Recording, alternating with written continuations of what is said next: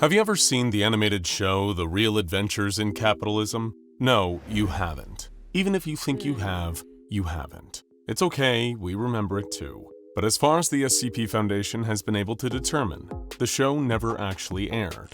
According to its official Foundation file, The Real Adventures in Capitalism is a memetic condition which consists of spontaneously occurring false memories of the aforementioned show. According to information gathered from various affected individuals, The Real Adventures in Capitalism began airing in late 2013 and stopped in spring of 2018, and consists of two 13-episode seasons. All persons and events depicted in The Real Adventures in Capitalism are believed to be fictitious. Just in case you haven't been affected by this memetic condition or only recall certain portions, then this video will serve as a comprehensive look at the entirety of The Real Adventures in Capitalism, a show that, we must emphasize, does not exist. We begin with Season 1, Episode 1, The Boss Lady. The episode depicted Dr. Isabel Helga Anastasia Parvati Wondertainment V, Ph.D., sitting dejected in an office chair. Emma, her new assistant, entered the equation, much to Isabel's initial disappointment. She was used to corgis named Jeremy and lots of ice cream, not boring business talk. But after learning that she and Emma might have more in common than she first thought, Isabel's mood began to improve. Season 1, Episode 2, Ticker Tape Tango was a classic black and white rubber hose animation.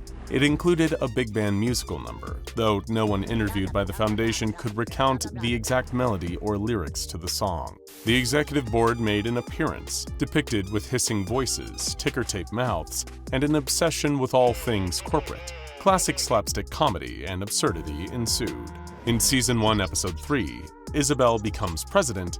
Well, you can extrapolate from the title what happened. Isabel became president, with Emma as her vice president, and Jeremy the Corgi as Secretary of State. During her tenure, she replaced the nuclear arsenal with jelly beans, helped cats and dogs live in peace. She turned debt into donuts, and abolished any political parties that did not involve dancing.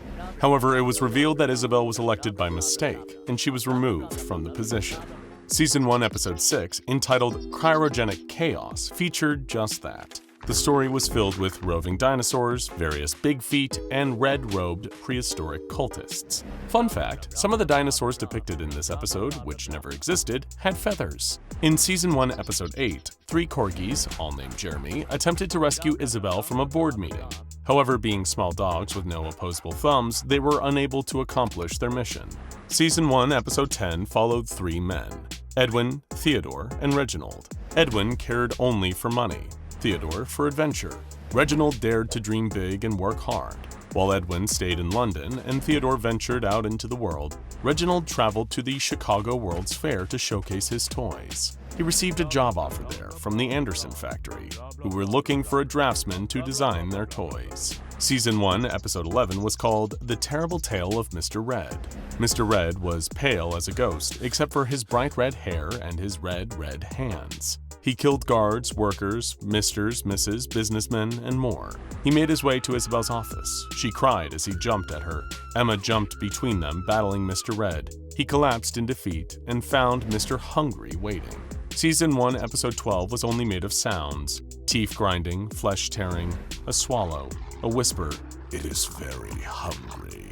Episode 13 told the tale of a dreadful factory built by wicked hands that fed on flesh. Season 2, Episode 1 was titled Road Trip. It began with a bright purple convertible speeding down the highway somewhere unknown, somewhere alien. Emma drove wearing a bandana and sunglasses with a pair of uncharacteristic jeans. In the passenger seat, Isabel sat with Jeremy on her lap. Emma flipped through the radio stations until she gave up. It's not gonna stop hurting. I'm sorry, Isabel. Episode 2 began with hideous, horrid swine creatures at the windows of a diner. Emma built barricades as Isabel hid under the counter. Then Isabel began to draw a battle plan in ketchup and mustard, designing a counterattack. The swine things were toast, thanks to her direction. Season 2, Episode 3, Red Planet Blues, was a funeral on Mars. No guests were invited, but 2 showed up anyway: Emma and Isabel. They sent the space rover Opportunity off to her resting place together. She could no longer call home, but she went there just the same. In Episode 4 of Season 2, a man in a red turban and black bathrobe, SD, ran into Isabel and Emma just as he had many times before. A comet fell to Earth. A deer climbed from its ruins. SD challenged it and was vaporized into a metallic fog. Episode 5 saw a hard time in the House of the South with SCP-1483, aka the Third Antarctic Empire and the Empress of Antarctica. In Episode 6, the world was in disarray. A dead Leviathan collapsed across the highway. Emma was buried beneath a tide of rotting entities much like SCP-106, and Isabel, Jeremy, and her arms caught between worlds. Episode 7 was a throwback. A throw way back. It was the beginning of time, everything bathed in darkness. Then came 3 brothers and a tree. The cosmos followed, the gods above and below, of light and dark. And then, Emma Azalthea Brown. Nobody important. Emma woke in a landfill many years later to the sight of 3 trash gods with magpie heads. They searched for a buyer for this nobody, and their search took them down into the court of the Scarlet King. In Episode 8, Isabel was lost and alone. She wandered through the worlds, only Jeremy for comfort. Then she was found. She was pursued by those who would want to capture her, to sell her. When she stopped running, she is in the mountains. There is snow, and it is so cold. With nothing else to do, she curls up there and cries. Episode 9 was another flashback, the tale of Reginald Westinghouse. He took a job at the Anderson factory, and at first it had been a dream. But the dream soon turned to a nightmare, and he worked until his fingers bled. But he broke free. He ran away and changed his name. It was a fresh start with the toy factory he had always wanted, but still he dreamed of an heir. Reginald crafted a son, but the boy came out wrong, cruel. He tried again, making a daughter, but she was wrong too. She had joy and wonder, but was naive, head firmly planted in the clouds. So he hid himself from her, until he passed away from this world. Episode 10 began with an old man and a wolf trudging through the snow. He wakes Isabel from her sleep and leads her to a cave up in the mountainside. Through the cave, he promises a way home. She walks inside and it's dark, empty. But then, voices, a song. Isabel speaks and whispers, "I raised up my hand, and there was fire." And there was. A fire bloomed, filling the cave with light. She learned the secrets of the Wonder Maker and the Firebringer and creation itself. She knew then she would be able to save her friend. Episode 11 was titled In the Court of the Scarlet King. It began in the deepest point of the abyss, in the pits of darkness beneath a black iron sun, belching smoke and slime. The water was thick, turned to sludge from oil and flesh. The air was filled with agonized screams. And there, at the heart of it all, was Emma, bound in chains, beaten and bruised. She was thrown into a cell and left alone inside. All seemed hopeless, but then she snapped her chains as if they were nothing but threads. She stood, stretched, and wiped the blood from her nose. She spat out a tooth. Then she pressed her hands into the wall and shattered the palace, throwing herself out of it. She did not rush to freedom, but to the throne room of the Scarlet King himself. Those that remembered the episode recall the ensuing battle as spectacular. Bones vaporized, heads bashed in, blood painted the walls, and brimstone splintered across the screen. Emma battled dukes, demons, leviathans, and packed a nuclear fusion punch. The king watched the battle unfold and gripped his lance tight. As Emma tore a leviathan in two, she rushed toward the throne. No, not the throne. Toward the brides of the Scarlet King lying on the floor and pierced with spears. She approached the smallest bride, the 7th, and reached for the spear. She grabbed hold of it and pulled with all the strength in her body. With a great cry of effort, the spear was pulled from her body. The 7th bride was free. The spear fell to the ground, shaking it with the impact of its fall. At this provocation, the king stood. Emma called out to the bride, urging her to go to seize her freedom. The 7th bride stood on unsteady feet. With one hand, she grabbed at the wound in her stomach, and with the other, she picked up the very spear that had wounded her so. She formed a sign of waymaking and vanished from the court. Emma dove toward the king, screaming at the top of her lungs. But the king was far stronger than her, and he swatted her away like a troublesome insect. She skipped across the floor like a stone across a pond. She struggled to her feet as the Scarlet King advanced toward her, a spear in his hand. The screen faded to black. Cut to the 7th bride. With her ancient magics, she spirited SCP-231-7 away from her hellish life. She took her to a quiet place where peace reigned for one moment. The seal was broken then. A fire rising up above Montauk Point. The center could not hold. and there was a great and terrible noise. Episode 12 was the dawn of the final day. As the final day began, a man in a torn lab coat stood on a cliff by the sea, holding a leather-bound book. No, not leather. Human skin. He cried out to the sea, face and arms dripping with blood. The Davites were coming. They are eating history. The walls of Uruk crumble. Harappa is devoured by demons. Ramses lies vivisected open atop the Great Pyramid. Cyrus is paraded through the streets atop an iron spike. Athens meets a relativistic kill vehicle. Qin Shi Huang is flayed, and still he screams. Jerusalem is swallowed by a pit of cinders. Rome chokes on chlorine gas. Byzantium drowns in blood. Charlemagne is crucified in the Palatine Chapel. William's men hang him from the mast with his own spine. The Great Khan strangles his sons in their tents and runs out into the steppe alone. Baghdad is buried in the ashes of its citizens. Oh God, Joan, what have they done to you?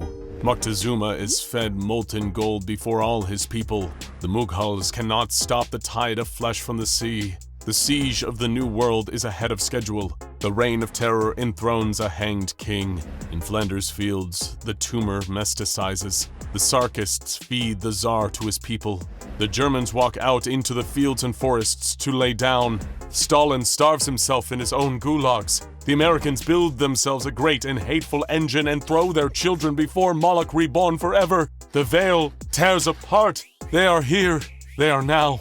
They are upon us. And then the world burned, crumbling to pieces. From deep within the library of Yggdrasil-Nahash, the serpent emerged. Hakama, the once broken and now whole goddess, joined him, and together they watched it all come crashing down. The Scarlet King rose up from the pit, together with his leviathans and his demon lords. The gods were at war now, descending from the heavens and rising from the depths below. The three brothers in black robes rode their white steeds, leading an army of the risen dead. The library burned. The two sons of Adams met to battle once again for one more time. Nahash was torn asunder, and his sister was broken all over again. And then it was all over. Darkness, true and complete. The dead crumbled to dust, and the stars blinked out one by one. No light anywhere in creation, except for one. 36 saints gathered on the mountaintop to fulfill their destinies together. They would break the seal of the Scarlet King. There was no other option. Meanwhile, he was taking his new throne. The 13th episode of Season 2, the closing episode of the show that does not exist, was the end of The World Goes Like This. It began with the dark and starless mists, and a man there, wearing the robes of the 36, weeping, praying. He cried out to the only source of hope left in the universe. From the mist stepped Ahibat, once the seventh bride. By her side, Grace, the freed girl. The Empress followed, then Harker the Fist, then finally, SD, riding upon the deer. His body was different, but he was the same. Little reunion of fools we've got here, he remarked. Fools we are, but we are the fool's fools, said Ahibat. She tapped her spear against the ground, breaking it into 7 pieces. SD took his piece first, then Set touched each one, leaving them glowing white. The Empress took hers, singing an old song about Antarctica. Each of the others took their piece in turn. Down in the abyss, Emma was lying on the ground, still. But then a pair of red sneakers walked toward her. Emma's eyes opened. Isabel reached for her, lifting Emma up into her arms, having her friend onto her shoulder. She waved to the audience, breaking the fourth wall. Hey guys, sorry I'm late. She joined the others, the warriors sharing the spear, and settled Emma onto the ground. She thanked her for all that she had done. Then she snapped her fingers, and a fire ignited. She took the 7th spear and began to sing the oldest song. The stars turned back on one at a time. A fireball, shaped like a corgi, jumped from her shoulder, running around her feet. Everyone was ready to go. There was no more waiting around. Isabel waved her hand, and the mist parted. There before them was the throne, and the king upon it. He had eaten his servants, and so there was no one left but him and the warriors come to slay him. He attacked the 7th bride, but she freed herself. The warriors descended all at once, moving with the push and the pull to and fro, as if in a dance. Then the killing blows.